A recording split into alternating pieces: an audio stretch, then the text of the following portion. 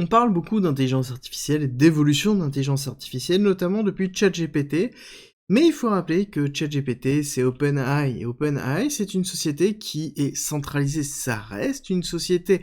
Au début, c'était une fondation, mais c'est devenu une société avec le partenariat à 10 milliards de dollars de Microsoft et d'OpenAI. Ensuite, nous avons Google qui veut lancer ses propres IA, et nous avons toute une mode où des sociétés centralisées proposent des intelligences artificielles. C'est-à-dire qu'ils proposent des modèles qu'ils ont conçus eux-mêmes, dans lesquels on n'a aucune visibilité, dans lesquels on n'a aucun contrôle, dans lesquels on ne peut absolument rien savoir, rien voir. Et dans ce néant, il y a un projet qui est né, qui s'appelle BitTensor, qui est une infrastructure spécialisée pour pouvoir donner naissance à l'intelligence artificielle de façon décentralisée. Pourquoi je vous en parle maintenant? Pourquoi on fait un point maintenant? Parce qu'il y a quelques nouvelles, et notamment une très importante, dans laquelle ils veulent concurrencer Sora. Je vais vous expliquer pourquoi c'est important, et pourquoi ça peut être le bon moment de s'intéresser à ce projet. Bonjour, c'est Cryptolyse, je suis dans le trading depuis 2011, et dans la crypto depuis 2017. BitTensor, c'est un projet qui a pour vocation de proposer une infrastructure décentralisée pour construire des intelligences artificielles. C'est pas une intelligence artificielle, c'est une pluralité. C'est une infrastructure qui repose sur la blockchain pour pouvoir sélectionner les intelligences artificielles qui sont les plus performants, les modèles les mieux conçus, et dans lequel on va avoir les meilleurs retours, la meilleure satisfaction. L'idée, c'est d'offrir de la puissance de calcul, oui, mais en plus, tout un système de hiérarchisation et de pondération pour déterminer si oui ou non le modèle utilisé est bon, et continuer à l'entraîner de façon à ce qu'il soit le plus optimisé possible. C'est un cercle d'amélioration qui est continu, et surtout qui est open source, qui est ouvert, dans lequel c'est communautaire, c'est la blockchain. Ce n'est pas une société qui décide, c'est un ensemble d'individus qui décident, et c'est justement la force de BitTensor. Après, est-ce que la majorité des nœuds d'utilisation et des votes sont détenus par une seule personne ou une minorité de personnes? Ça, c'est encore autre chose, et c'est comme tout projet qui a vocation à être décentralisé. Au début, on a une forme de centralisation, pour arriver par la suite dans une forme de décentralisation. Néanmoins, ce qui est intéressant, c'est que derrière, nous avons un projet concret avec une décentralisation. Ça ne veut pas dire que ça dépassera OpenAI, ça dépassera ChatGPT, ça dépassera Google, loin de là. C'est juste que nous avons une alternative qui existe et qui permet de faire vivre de l'open source qui a été aussi la base des évolutions que l'on a pu connaître sur, par exemple, Apple, sur Microsoft.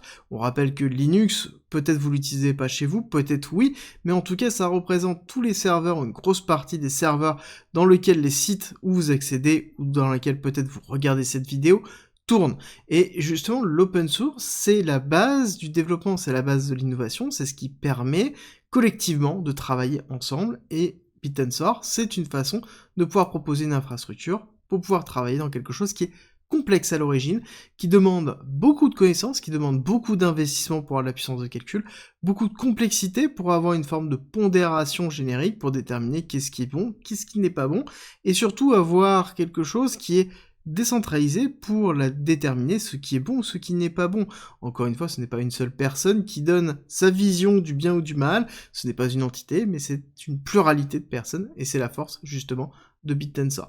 Techniquement, on a quelques nouvelles qui arrivent, avec notamment les subnets. On sait que les subnets, c'est quelque chose qui est très important. Chaque subnet représente un projet dans lequel on va avoir une multiplicité de modèles qui vont être structurés autour. Mais surtout, moi, ce qui va m'intéresser, c'est la dernière nouvelle, c'est leur volonté de rivaliser avec Sora. Si vous ne savez pas ce qu'est Sora, Sora, c'est simple, c'est une intelligence artificielle centralisée qui a pour but de faire de la création, de la génération de vidéos, et ça c'est quelque chose où on a commencé à avoir des vidéos qui sont assez extraordinaires, qui arrivent dans lesquelles on a du mal à voir la différence. On voit qu'il y a de la différence, on arrive, si on se concentre, à voir que c'est quelque chose qui est généré par intelligence artificielle, mais comprendre l'évolution qu'il y a eu en si peu de temps sur ce domaine-là, on peut se dire que dans quelques années, quelques mois, quelques dizaines de mois, on arrivera à quelque chose qui sera limite non discernable à l'œil nu, la différence entre les deux. Et c'est pour ça que c'est vraiment important, et le fait d'avoir BitTensor à travers le SN26 qui commence à se mettre dessus peut être intéressant.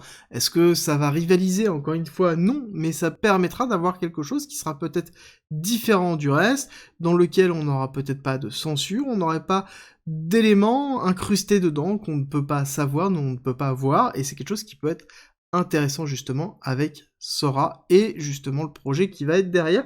Et c'est un projet que je vais suivre vraiment de très très près.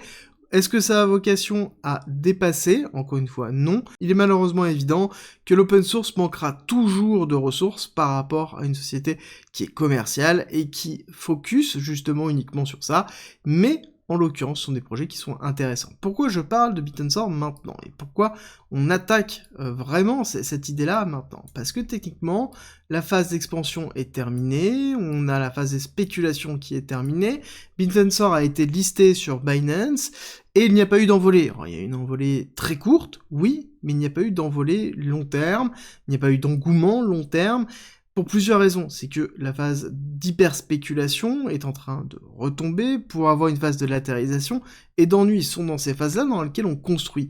Et long terme, quand on regarde, nous sommes actuellement dans une zone de rechargement très long terme.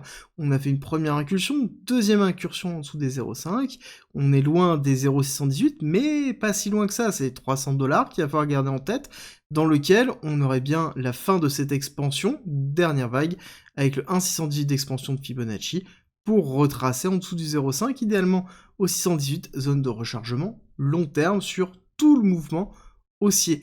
Et si on regarde le mouvement beaucoup plus court, qui est le mouvement juste de cette dernière expansion, on voit que on est déjà dans la zone de 0,618, voire 786, entre 400 et 300$. Et ce sont des zones de rechargement long terme qui sont intéressants, et dans lesquels on peut se poser la question sereinement, est-ce que j'ai envie de m'exposer à ce type de projet-là, à savoir que Bitensor reste un projet qui est le leader des projets de l'intelligence artificielle dans le domaine de la blockchain, donc forcément avec une hyper spéculation autour, qu'il est déjà valorisé de façon importante, mais à côté, nous avons déjà retracé aussi de façon importante, plus de 50%, 55%, il y a des prises de profit qui sont effectuées à ceux qui ont fait des x5, x6, x7, x8, et maintenant on rentre dans une zone de rechargement long terme pour préparer la phase d'expansion du bull run, et là-dessus il y a peut-être des éléments à valider. Est-ce que on reste sur du long terme en dessous de 0,5? Est-ce qu'on se base uniquement sur du court terme? Ça va dépendre de votre stratégie, de votre volonté à vous exposer, de la gestion de votre portefeuille, ou de tout simplement, est-ce que oui ou non, vous êtes en capacité de faire des rechargements? Est-ce que vous avez pris des profits dans cette partie supérieure? Est-ce que vous voulez recharger dans cette partie inférieure, en prenant en considération que oui, on peut aller chercher plus bas, oui, on peut aller chercher beaucoup plus bas, encore une fois, on dézoome, et on voit que chercher le 618 serait casser les 300, et on pourrait chercher le 786 pour retester ce lot-là, et donc c'est-à-dire retester les 200.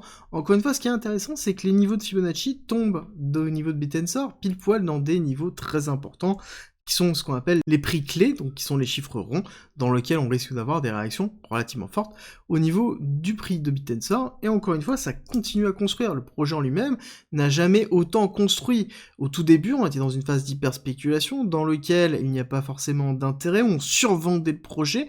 Là, actuellement, justement, on le sous-vend, on se retrouve dans quelque chose où on nous dit que c'est fini, qu'il n'y a aucun intérêt, alors que le projet n'a jamais été autant développé.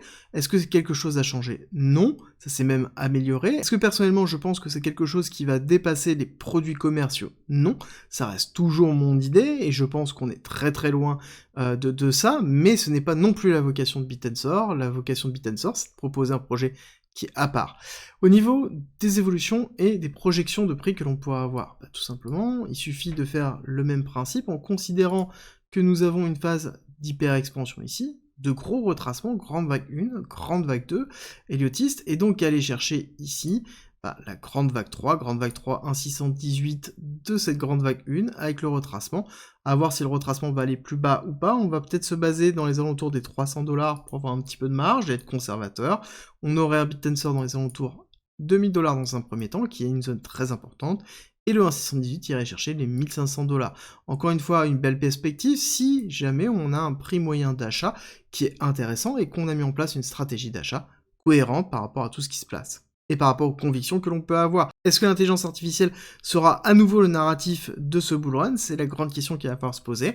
Je pense que ChatGPT est toujours présent, je pense que Sora fera beaucoup de publicité, et je pense qu'en effet, on pourrait retrouver une vague vraiment autour de l'intelligence artificielle, et si on a une vague autour de l'intelligence artificielle, Tao et Bitensor seront présents dessus.